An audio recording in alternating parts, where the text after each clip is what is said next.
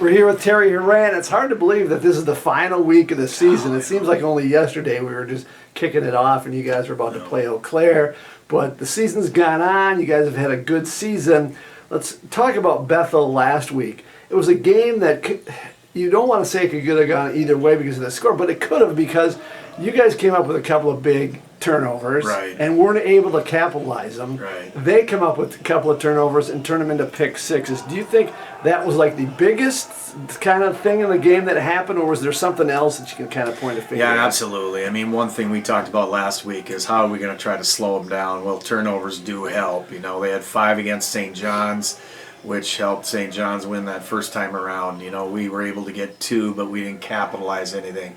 That's the veteran defense that they had, you know, and then the 2 pick sixes really hurt. And the one, you know, obviously, I mean, anytime you have a turnover, they hurt. But if they go back for 6, that's a toe stubber for sure, you know. And obviously the first play of the second half, when, you know, it wasn't totally out of reach. It was 21-3, and not that you can't come back from 28-3, but.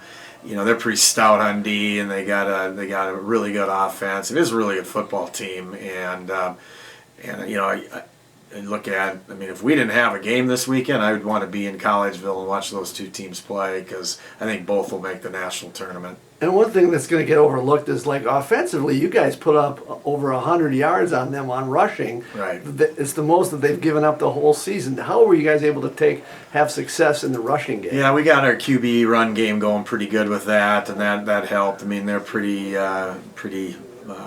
solid against the rush, right? But yeah, it's the most that they've given up all year, and you know, but they're tough to move the ball on.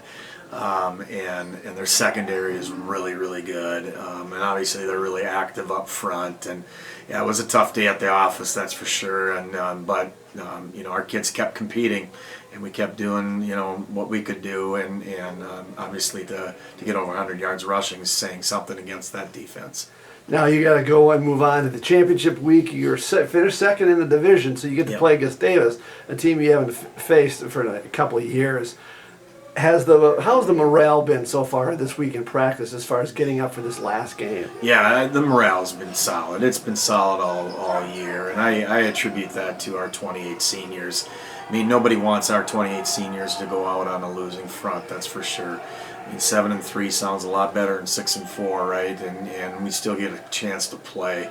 As hard as that game was last Saturday, and it was senior day for us, a special day for all of those players and those team managers, student coaches, and their parents, and we had a big dinner out at the Moorhead Country Club afterwards. You know, the one thing I mentioned to everybody, I said, you know, that game's not going to define who we are, what kind of season we've had.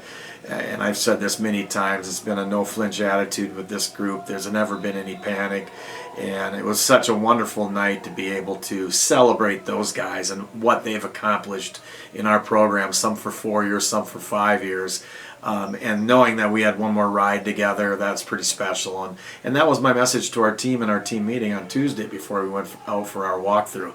Let's finish this right. Let's propel us, that are the guys that are coming back, into the off season. But let's send out these seniors the right way. They deserve it. Now you're going to go face Gustavus in St. Peter. Gustavus is coming off a loss against Carleton. So you got 2 teams coming off a loss. Offensively, do you think you're going to be able to, you know, do the same kind of mixed pass run often against them? Because defensively, they're a little bit different than they have been since you last faced them. Yeah, I mean, they're a solid defense, new coordinator, but, you know, really solid against the run. I think they're only giving up 70 yards a game against the run. They're only giving up 23 points a game. I mean, that's pretty solid as well. We're averaging like 32, 33 points a game. They've been giving up more against the pass, and it looked like Carleton, you know, was able to throw the football a little bit more on them. But certainly it's an aggressive style defense. They've got a really good linebacking core. You know, their front 7 is pretty solid, and their secondary is good too. They're athletic. They're just well coached. So, you know, for us, we just need to execute at a high level. And what's been carrying us all year is being two-dimensional, and we're not going to go away from that. Now, offensively, they have a couple of new players, especially the quarterback. But just received word that Jake Breitbach's going to be back for a player. Of course he is. Player who's been around, I think, for like 7-8 years. That's right. That's right. So for defensively, I'll give you a couple of options. Do you want to stop them on first downs, have a better success rate on first down, or take away their big plays, knowing that Breitbach's back in that lineup? Well, last time we played him, I think it was in 2022, and even a few years prior to that, when he was there and healthy, I mean, he was a big playmaker, right? And he was a big part of their big play makes.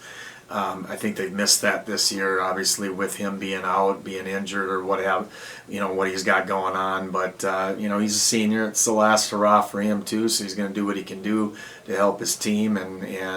But I think anytime we go out, we need to take care of the big plays and not get beat by that. And obviously, if he's on the field, he's going to be certainly going to be a weapon, and one that we gotta know where he's at all times. So then offensively, I know you guys have had some injuries on the offensive side of the ball. Let's look at, do you want to be able to grind it out? Do you want to be able to be more successful on third downs in offense, or do you want to hang on to the ball and not turn the ball over? Which one do you want? Well, I think you can't do both. Yeah, I think when you're successful on third downs, it means you're staying on the field, right? If we can stay on the field and execute that way, that's solid, and we can put up some points in doing that too. It's not going to be easy. It's not an easy place to play, but it looks like mid-50s and some sunshine down in St. Peter on Saturday. So, I mean, we'll take that in November, and we're looking forward to playing these guys. It's not playing somebody twice in our league.